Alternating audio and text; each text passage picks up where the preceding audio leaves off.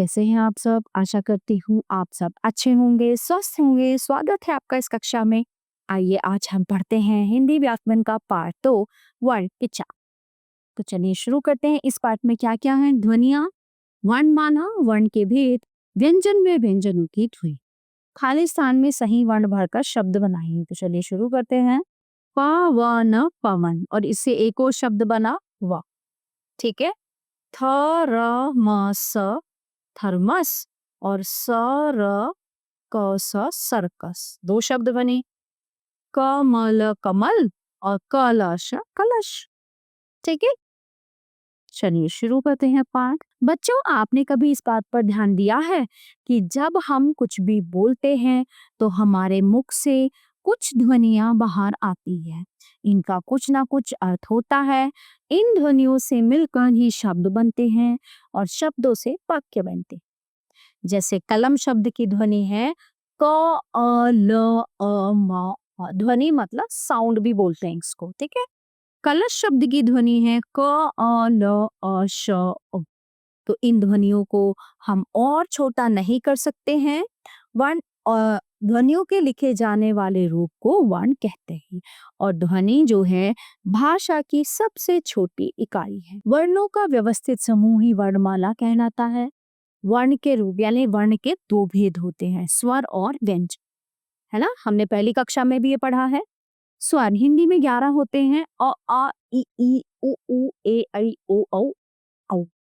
विशेष अ की ध्वनि स्वरों के समान ही मानी जाती है। यह अंग्रेजी की ध्वनि है, जैसे डॉक्टर, फ्रॉक, कॉलेज। व्यंजन हिंदी में 33 व्यंजन होते हैं। देखिए यहाँ पे क ख ग घ ण च छ ज झ न। ठीक है। ट ठ ड ढ ण त थ द ध न प ख ब भ म य र ल व श श स ह। अब इसमें विशेष क्या है? सभी व्यंजनों में अ की ध्वनि होती है। ड और ढ को व्यंजनों के समान ही माना जाता है। अतः ये नए वर्ण हैं जिन्हें वर्णमाला में जोड़ा गया है। अंग और आहा स्वरों में जुड़े हुए अन्य वर्ण हैं। श, त्र, ज्ञ, श्र संयुक्त व्यंजन हैं।